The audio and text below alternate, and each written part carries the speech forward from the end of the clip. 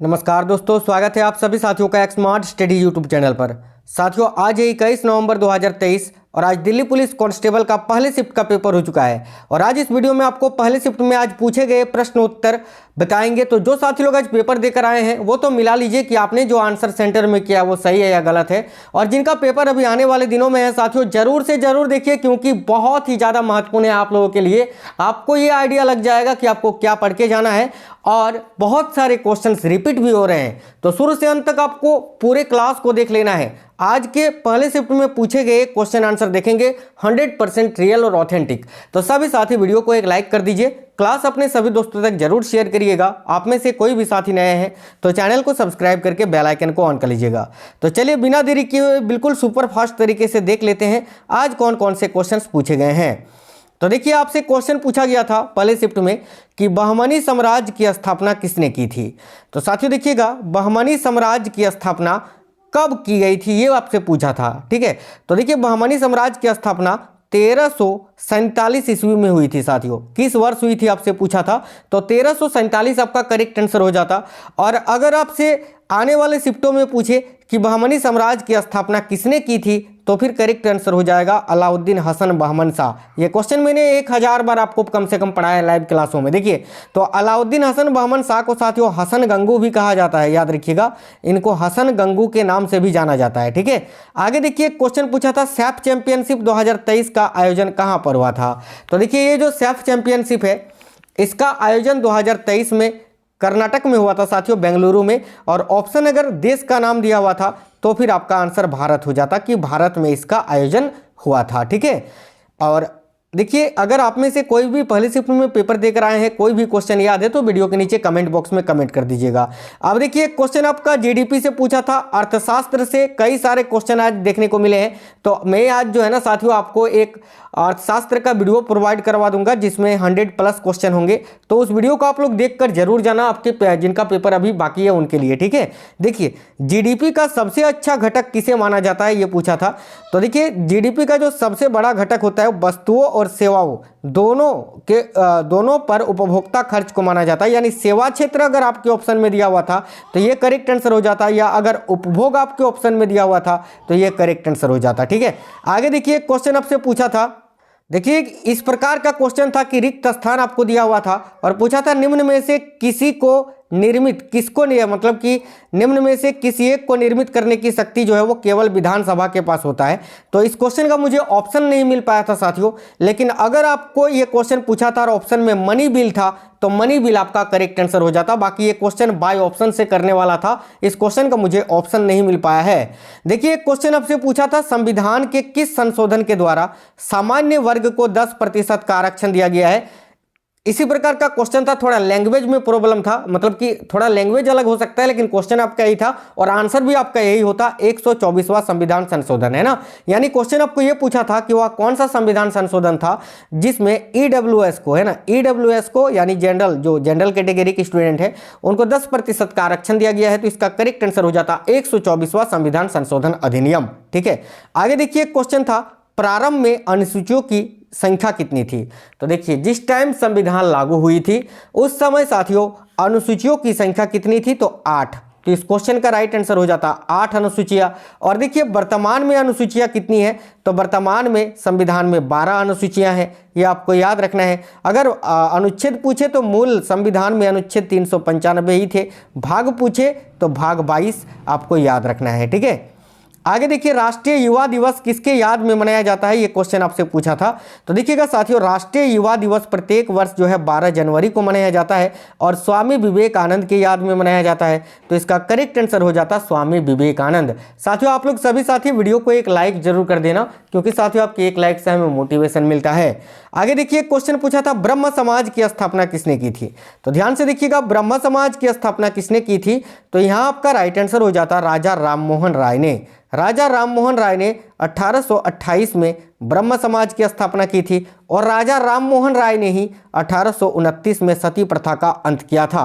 ये क्वेश्चन कल आपसे पूछा था सती प्रथा वाला, ठीक है। और देखिए राजा राम मोहन राय ने ब्रह्म समाज की स्थापना की थी, तो ये करेक्ट हो जाता राजा राम मोहन राय। एक पुस्तक का लेखक आपसे पूछा था कि अनटचेबल पुस्तक के लेखक कौन है या अनटचेबल उपन्यास के लेखक कौन है। तो देखिए अनटचेबल उपन्यास के लेखक है साथियों मुल्क राज आनंद। तो यहां आपका इस क्वेश्चन के लिए करेक्ट आंसर हो जाता मुल्क राज आनंद। आगे देखिए एक क्वेश्चन था 5वीं पंचवर्षीय योजना के समय वित्त मंत्री कौन थे। देखिए इसको बताने से पहले आपको बताने चाहेंगे साथियों, डेली आपको रात में एक वीडियो मिलता है जिसमें देखो डेली 3 शिफ्ट में पेपर हो रहा है, तो 1, 2 और 3 तीनों शिफ्टों के क्वेश्चन आंसर आपको एक ही वीडियो में करा देते हैं। वो डेली शाम में आपको क्लास मिल जाती है, तो उसको जरूर से जरूर आप लोग देखा करिए।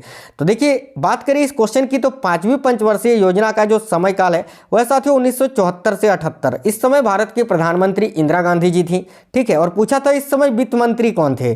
तो देखिए वित्त मंत्री की बात करें तो चिदम्बरम सुब्रमण्यम आपका करेक्ट आंसर हो जाएगा, ठीक है। 1975 से लेकर ये 77 तक जो है भारत के वित्त मंत्री थे, तो चिदम्बरम सुब्रमण्यम करेक्ट आंसर हो जाएगा। और अगर चिदम्बरम सुब्रमण्यम आपके ऑप्शन में नहीं था तो वाई बी छावन आपका करेक्ट होगा, ठीक है, क्योंकि ये 74 तक जो थे वो वाई बी छावन जी ये वित्त मंत्री थे, लेकिन 75 से लेकर जो है 77 तक चिदम्बरम सुब्रमण्यम थे। अब दोनों में से कौन ऑप्शन में थे ये आप हमें कमेंट बॉक्स में कमेंट करके बताना। एफडीआई का फुल फॉर्म भी आपसे आज पूछा है, तो देखिए एफडीआई का फुल फॉर्म क्या होता है, तो ये भी इकोनॉमिक्स का क्वेश्चन है साथियों। और इसका फुल फॉर्म क्या होता है, तो फॉरेन डायरेक्ट इन्वेस्टमेंट, ये भी इकोनॉमिक्स का क्वेश्चन है। तो एफडीआई का जो फुल फॉर्म है वो क्या होता है, तो फॉरेन डायरेक्ट इन्वेस्टमेंट, याद रखिए। तो आज जो मैं आपको इकोनॉमिक्स यानी अर्थशास्त्र का क्लास कराऊंगा साथियों, उस वीडियो को आप लोग जरूर देख के जाना, ठीक है।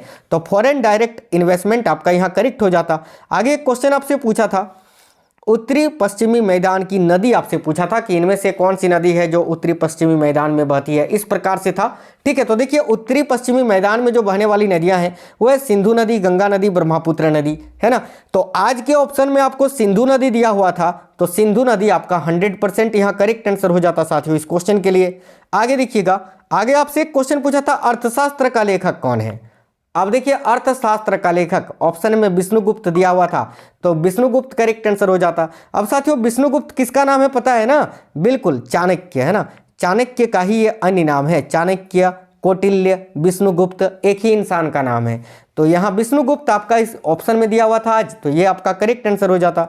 एक क्वेश्चन पूछा था स्थायी बंदोबस्त किसके समय में लागू हुआ था, या आपसे पूछा था कब लागू हुआ था, ठीक है। तो दोनों ही आपको बता देते हैं। तो देखिए स्थायी बंदोबस्त ये लॉर्ड कर्नवालिस ने लागू किया था, लॉर्ड कर्नवालिस के समय में। और कब लागू हुआ था, तो 22 मार्च 1793 ईस्वी में, ठीक है।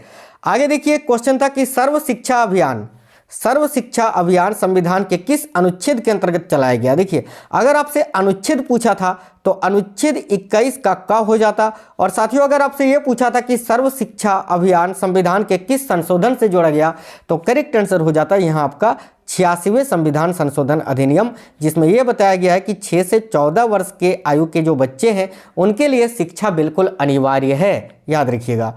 तो साथियों अनुच्छेद अब पूछा था तो अनुच्छेद 21 का क हो जाता, और संविधान संशोधन पूछा था तो 86वां संविधान संशोधन अधिनियम यहाँ आपका राइट आंसर हो जाता। आगे देखिए क्वेश्चन था कुमारी लीला सैमसन, ठीक है। कुमारी लीला सैमसन का संबंध किस नृत्य से है। तो देखिए कुमारी लीला सैमसन की अगर बात करें तो साथियों इनका संबंध है भरतनाट्यम नृत्य से। भरतनाट्यम जो कि साथियों तमिलनाडु राज्य का शास्त्रीय नृत्य है। तो कुमारी लीला सैमसन का संबंध किससे है, तो भरतनाट्यम यहाँ आपका करेक्ट आंसर हो जाता। देखिए आगे आपसे पूछा था मधु मनसरी हसमुख गायक कलाकार का संबंध किस राज्य से है। तो बात करें अगर मधु मनसरी हसमुख की, तो ये साथियों झारखंड राज्य के हैं। आपसे पूछा था किस राज्य के हैं, तो झारखंड राज्य के ये एक गायक कलाकार है। इन्होंने बहुत सारी नागपुरी गीत लिखा है साथियों, नागपुरी गीत लिखा है मधु मंसूरी हसमुख जी ने, ठीक है। और ये किस राज्य के हैं, तो झारखंड आपका करेक्ट आंसर हो जाता। देखिए क्वेश्चन बिलासिन नाट्यम से पूछा था कि बिलासिन नाट्यम किस राज्य का लोक नृत्य है। तो बिलासिन नाट्यम की अगर बात करें साथियों, तो बिलासिन नाट्यम जो है ये आपका आंध्र प्रदेश राज्य का लोक नृत्य है। तो आंध्र प्रदेश इस क्वेश्चन के लिए आपका 100% करेक्ट आंसर हो जाता, ठीक है, विलासिन नाट्यम का संबंध है आंध्र प्रदेश से। देखिए एक क्वेश्चन शायद ये था कि भारतीय संविधान में कानून के शासन का विचार किस देश के संविधान से लिया गया है। तो साथियों कानून का शासन यानी विधि शासन है ना, तो विधि शासन की जो व्यवस्था है, देखिएगा विधि शासन की जो व्यवस्था है साथियों, ये भारतीय संविधान में किस देश के संविधान से लिया गया है, तो इंग्लैंड के संविधान से। तो यहाँ आपका राइट हो जाता है इंग्लैंड। एक क्वेश्चन था शायद कि दिसंबर 2022 में मोदी जी ने मेट्रो का उद्घाटन कहाँ किया था। इस क्वेश्चन का ऑप्शन नहीं मिल पाया था, तो अगर ये क्वेश्चन था तो यहाँ आपका करेक्ट आंसर हो जाता नागपुर, क्योंकि दिसंबर 2022 में मोदी जी ने नागपुर में ही जो है मेट्रो का उद्घाटन किया था। ऑप्शन में अगर नागपुर था तो बिल्कुल 100% आपका यहाँ करेक्ट आंसर नागपुर महाराष्ट्र हो जाता। अब देखिए एक क्वेश्चन यूएनडीपी सूचकांक से संबंधित आपसे पूछा गया है, और ये क्वेश्चन एक्चुअल में क्या था ये मुझे नहीं मिल पाया है। अगर आप में से कोई भी आज पहले शिफ्ट में पेपर देख रहे हैं, कोई भी क्वेश्चन याद है साथियों, तो कमेंट बॉक्स में कमेंट करके बताइए। देखिए कंप्यूटर की वेटेज की बात करें तो कंप्यूटर के 10 क्वेश्चन में से जो है आज ज़्यादातर 7 से 8 क्वेश्चन जो है एमएस वर्ड एक्सेल से देखने को मिले हैं। सबसे ज़्यादा क्वेश्चन जो है आपका शॉर्टकट की से पूछा जा रहा है साथियों, तो शॉर्टकट की आप लोग एक बार अच्छे से देख लेना। हालांकि मैंने आपको क्लास करवाया, चैनल के अंदर मिल जाएगी कंप्यूटर का, उसको जरूर से जरूर आप लोग देख कर जाना।